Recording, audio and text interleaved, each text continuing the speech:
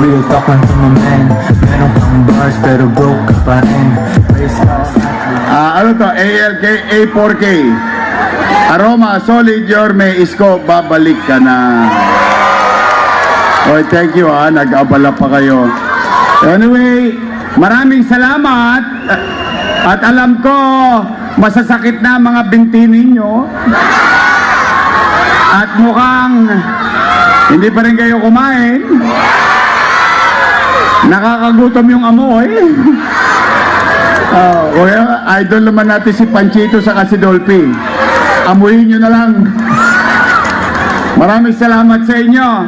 Ako po kami ni Chi Atienza galing sa District 2. Kaya naman natutuwa ako, nakahabol ako. Maraming salamat. At kayo'y nagbigay ng oras sa amin. Umanatag naman kayo, mga nanay, tatay ko, mga lolo't lola ko, mga batang Maynila. Parang mafia. Real talk lang to my man. Meron kang bars pero broke ka pa rin. Hindi ko naman sasayangin ang oras ninyo na makaparinig lang ng mga panira. Yan naman ang garantiya ko sa inyo ngayong gabi. Walang mga panira dito. Bagamat alam na natin na may nagpapatawag sa Ninoy, sa totobaan, nagbibigay ng 1,000 at 5 kilong bigas.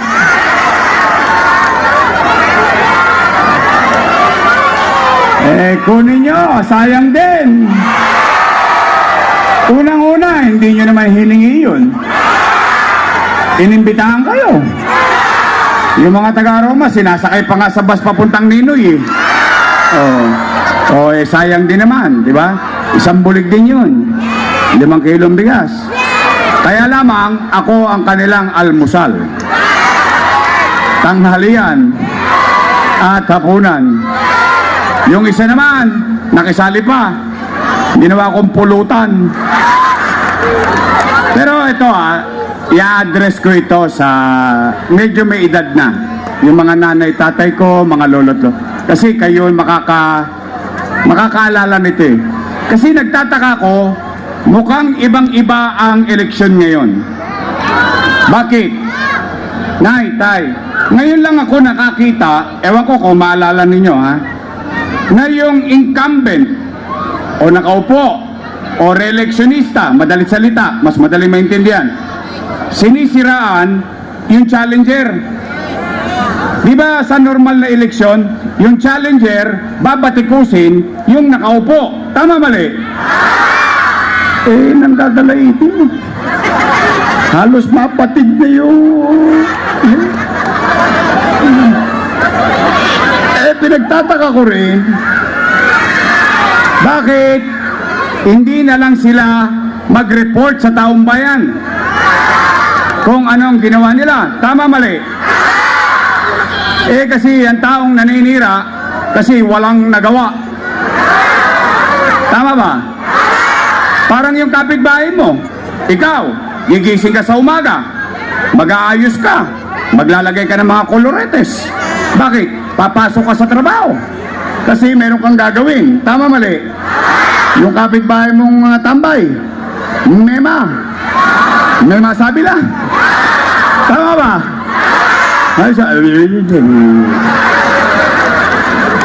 Hindi mo ba?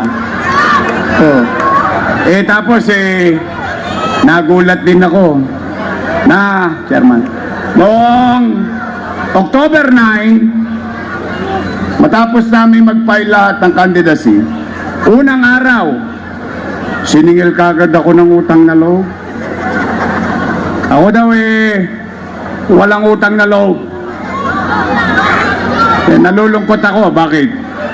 Nay, tay, ako na magsasabi sa inyo sa akin nyo na marinig. Ano ang personal belief ni Yorme? Ako po ay naniniwala na ang utang na loob ay walang katapusang bayaran. Tama naman. Ganun talaga tayo mga Pilipino Normal natin yon. Kaya lang ang utang na loob hindi sinisingil. kusang. O sige, pagbigyan natin. Kung ako ba ay hindi lumingon sa kanila at hindi ko naman kinubli sa inyo, sa inyo lahat, lalo dito, ilang beses na ako tumayo sa kanto na ito sa maraming halalan.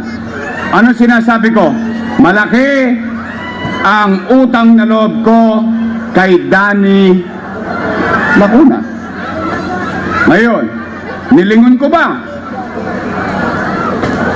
Bilang ganti na ang utang na loob kay Boss Danny, anong ginawa ko? Inaruga ko yung mga anak niya. Totoo ba yun, Yorme?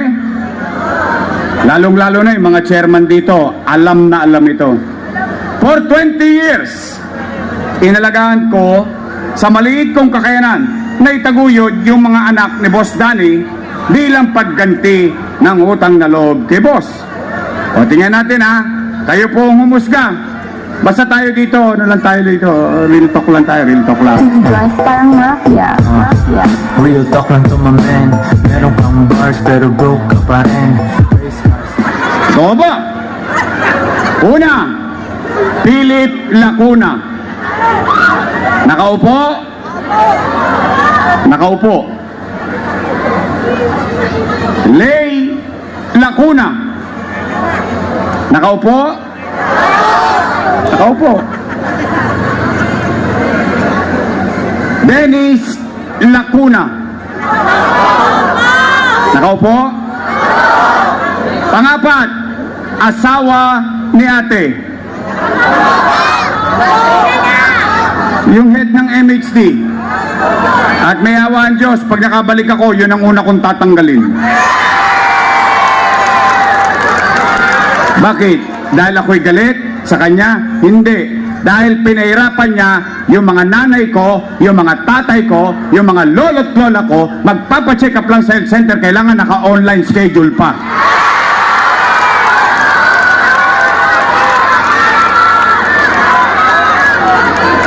Saan ka nakakita? Magpapacheck up ka lang sa health center, online pa? Wow! Sosyal! Wala nang gamot, wala ka pang load. Eh kung wala ka cellphone, eh kung di ka marunong mag-online, paalam na aking ina. Doesn't make sense. Oh, panglima, si ate, nakaupo? Upong-upo. Ilan sila? Happy? Eh di masaya ako.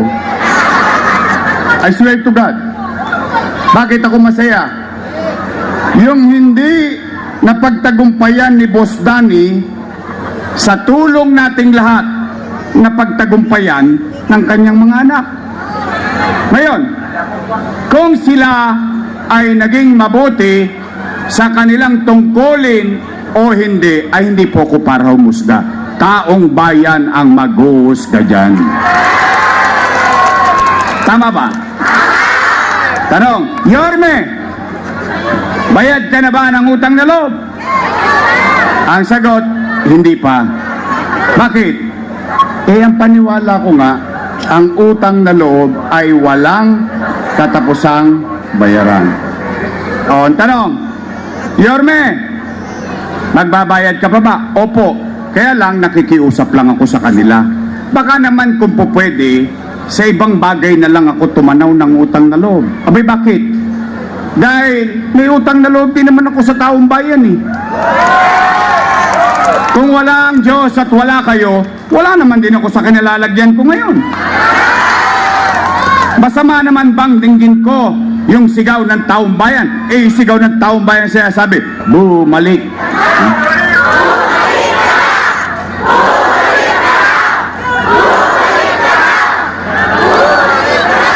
Taong bayan, sumisigaw na bumalik ka na, eh siya sumigaw, wag na bumalik!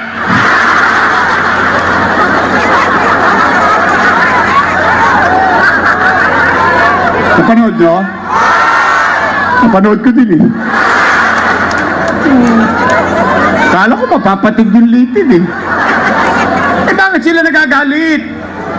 Bakit sila nangangamba? Bakit sila natatakot? Kung ikaw ay ginampanan mo ang tungkulin mo sa taong bayan na iyong sinumpaan, kahit matulog ka na mahimbing, iboboto ka ulit ng taong bayan.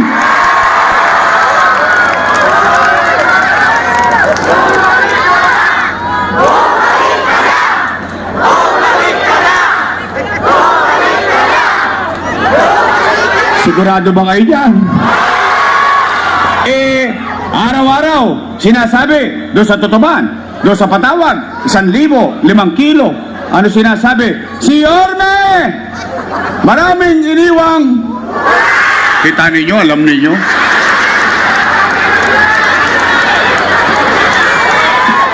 Malamang napatawag na rin kayo. Hindi, okay na yan. Tirahin nyo ng tirahin. Sayang din naman eh. Laman tiyan din yan eh. Oh, sige. Oh. Sabi, marami raw utang. Oh, mag-real talk lang tayo ha.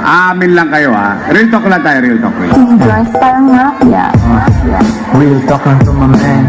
Meron kang bars pero broke ka pa rin. Oh. Nay, tay, taas ang kamay ng may mga anak dito. May anak kayo? May anak kayo? Real talk lang tayo ha, real talk lang.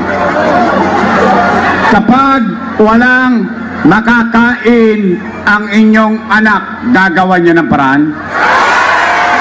Uy. Hindi nga. Talaga? Iraraos nyo? Itatawid nyo?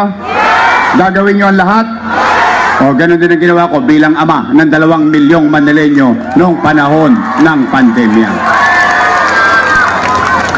Nay, tay, mga batang Maynila, mga lolo't lola ko, nung binoto nyo kong mayor noong 2019, ni isang beses wala kayong narinig sa akin na sinisi ko yung sinundan kong mayor. Wala. Walang iniwang pera sa akin. Wala kong sinisi. Nag-move on kagad ako. Bakit? Ibumoto na nga kayo ng bagong mayor eh. Ibig sabihin, kargo ko na lahat ang responsibilidad na yon. Tama mali? Anong ginawa ko agad? Nilinis ko Maynila. Dinisiplina ko Maynila. Umaangat na tayo. Yung mga tulongges yan sa Arten. Kinalawit ko. Si Junior. Lahat yan. Inaayos ko na. Kinokopya na tayo sa buong bansa. Yung nangyayari sa Maynila became national policy by DILG. Lumilipad na tayo, bigla tayo nabunggo. Boom! Boom! Panis. Wasak ang ekonomiya. Walang ekonomiya, walang hanap buhay. Walang hanap buhay, walang trabaho. Walang trabaho, walang picha. Walang picha, walang chicha. Tama mali? Nay, tay, pero kayo, mga batang Don Bosco, batang Herbosa, batang Tondoy, o lahat ng mga batang Tondo, mga nandito, dyan sa Wakali, dyan sa harap, dyan sa Nangka, at dyan sa Kodli, kayo ang testigo ko. Bakit? Yung iba kong testigo patay na eh. Wala naman ako magagawa. Wala na magkukwento. Pero kayo na mga nangabuhay dito, at least kaya natin sabihin sa ating sarili, noong panahon ng pandemya, walang nagutom sa lungsod ng Maynila. Buwan-buwan, may food box. Tama mali? Per family. Tama ba? Not household. One tumatanggap ng food box. 700,000, ipagpalagay na lang natin times 1,000. No, magka? Patay na. Kung it's ang alam niyo kwenta yun eh. Dami zero. 700 milyong piso. Malaking pera? Times 8 months. 8 times 7. No, magka? 56.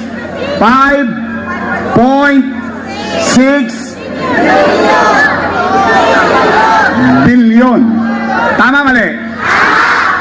Yung 5.6 billion, ano nangyari? Chinitsa, binuga. Gone with the wind. Pero ang tanong, nakakain ba tayo? Nakaraos ba tayo?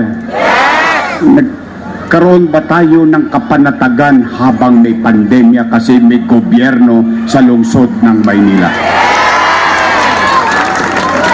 Chicha pa lang yun. Hindi ko pa binanggit yung kakap. 1,000. Tama, mali? Times 700. 5.6 plus 700 million. 6.3 billion. Nay, tay, taas ang kamay na nag-aaral ang kanilang anak, ang kanilang apo sa public school. Ayan, o at least may marami-rami rin testigo. Kasi importante may testigo para malalaman natin kung totoo ba yung sinasabi ko. Nay, tay, noong pandemya, ano sinabi ni Secretary Liling Briones?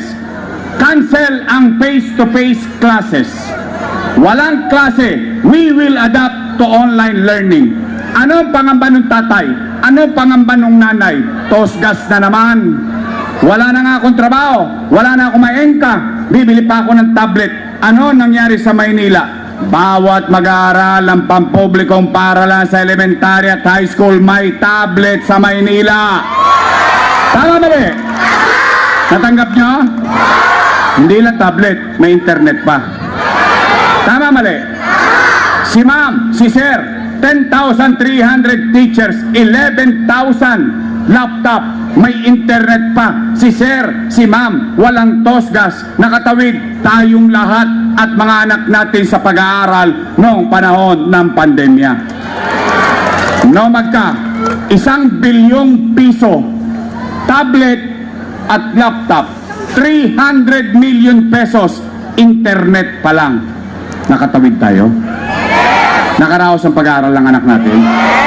6.3 plus 1.3, 7.6 billion. Wala pang remdesivir, wala pang tocilizumab, wala pang molnupiravir. Di ba noong pandemya, para tayo mga adik, lagi tayong tamang hinala? May umuubo lang, may COVID, may COVID. Tama mali? Bakit malakas ang loob natin magpa-testing? Dut-dut dito, dut-dut doon. Ang dut-dutan dito sa Maynila, 1-2. 1-2 sawa. Sino may gastos? Syudad ng Maynila. Libre ba testing? 800, 1,000, 1,200 by the hundreds of thousands of people. Minu-minuto nagte-testing, araw-araw nagte-testing. Pero gastos ng gobyerno ng lungsod ng Maynila. AstraZeneca, bakuna, Naitay, St. Luke's, UST, Mary Johnson, name it, lahat ng private hospital, wala ng COVID bed capacity. Pero Maynila, chill-chill lang kami rito. Bakit? Meron kaming Manila COVID-19 Field Hospital sa Luneta. 300 million pesos. Habang may pandemic, tuloy ang pangarap ko sa Maynila. Ang pangarap ko ng idol ko na si Lee Kuan Yew. Anong ginawa ko? Nung binigyan niyo ako pagkakataon mag-mayor, lahat ng pinangarap ko simula maging kusyal, simula maging vice mayor, lahat ginawa ko na. Yan ang Condominium 1, Condominium 2, Binondominium 1, San Lazaro Residence, San Sebastian Residence, Pedro Hill Residence, Basec Community. Hospital sa Baseco, 3 taon nang tapos. Ngayon, 3 taon nang hindi pa bukas. Kung ako'y sinungaling, huwag nyo na akong iboto. Kung may kaibigan kayo sa Baseco, ipagtanong ninyo kung bukas ang ospital sa Baseco.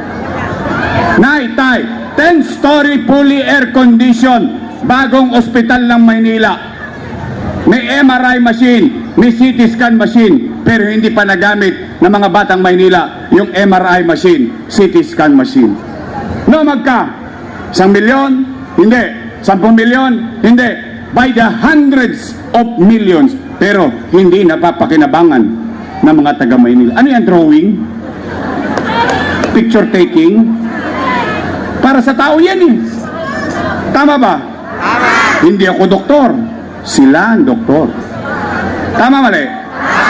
Nay, tay, Rosario Almario Elementary School, 10-story fully air-conditioned public school. Manila Science High School, 10-story fully air-conditioned public school. Albert Elementary School, 10-story fully air-conditioned public school. Magsaysay High School, bago ko umalis, 5th floor na. Ngayon, 5th floor pa rin. Tanong, Nay, tay, noong isang buwan, nag-cutting ribbon sila. See, tamo to, naalala niya, oh. Yorme, thank you sa B. Brown, libreng dialysis. Ay, naalala niya. See? You cannot lie with data, eh. You cannot lie with actions and results. O Nay, tay, nag-cutting ribbon sila ng Pedro Hill Residence, San Sebastian Residence. Nag-cutting ribbon last month. Ang sabi nila, sila daw ang may gawa nun. Wow! Pero yung pinampatayo nun, inutang ko, kasalanan ko. Wow! Tigilan niyo yan, ha? Teen Joyce parang mafia. Mafia. Real talk lang to my man. Meron kang bars pero broke. Puro sila, utang, utang, utang, utangin na yan.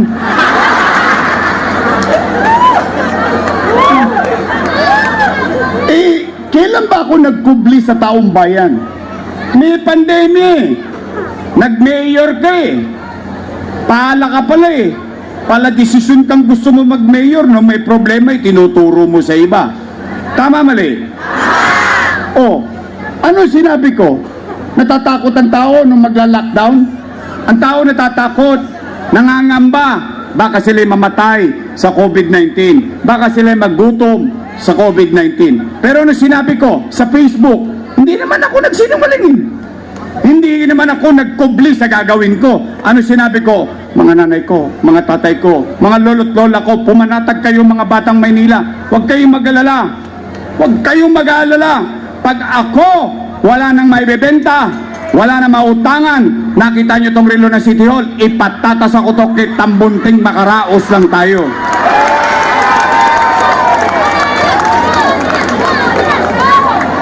That's simply because that's how being a father. That's how being a mother. Iraraos mo ang pamilya mo. Tama, mali? Oh, nakaraos naman tayo. Puro utang. Ang galit na galit. O, ito, kayo matanong ko. Ang Pilipinas, may utang? Trilyon. Naramdaman nyo? Naramdaman nyo? Oh, ang Maynila ng utang, naramdaman nyo? Natikman ng tao? Saan ka nakakita ngayon? Dating squatter. Ngayon, anong ginagawa? 15th floor, please. Nagbago ba buhay nila? Nagbago? Gusto nyo rin? Oh, lahat ba na sinabi ko, nangyari? Lahat ba ng ginawa ko, natikman nyo? Naramdaman nyo? Yan ang tapat at totoo.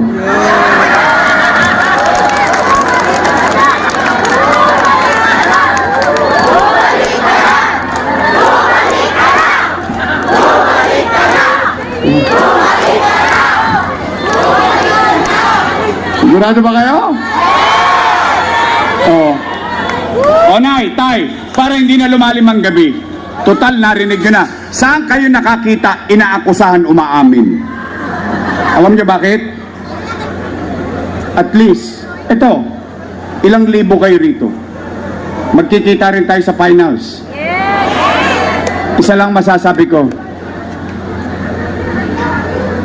Matangos ang ilong ko makapaglalakad kahit 10 oras ng gabi sa Quezon, sa Magsaysay, sa Herbosa, sa Moriones, sa sulok ng Maynila. Isa lang masasabi ko, salamat sa Diyos, nakaraos kami ng pandemya.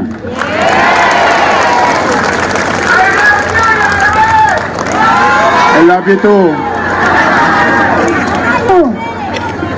O kaya, Nay, Tay, ako naman, wala akong kinukubli sa inyo. O ngayon, after everything said and done, English yun. Naalala nyo, nung 23 anyos ako, dito ako tumayo. Tumatakbo akong kursiyan.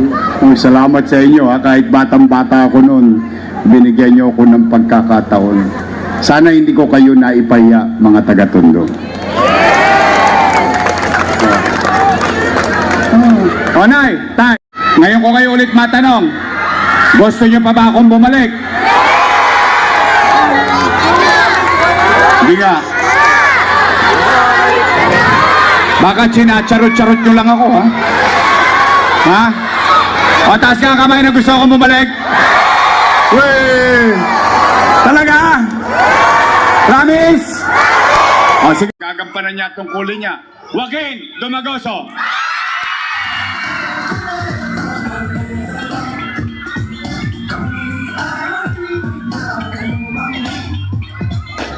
Kalawatin din eh, no?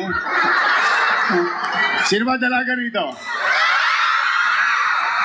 At parang mukhang dala na lahat yung nagtataso.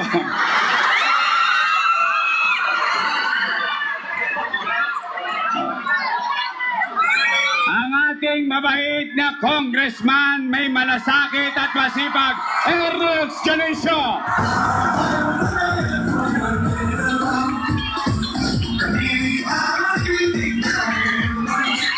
Ang aking vice mayor may asim pa. May asim pa. Mukha lang siyang 19. Naintindihan nyo na yun.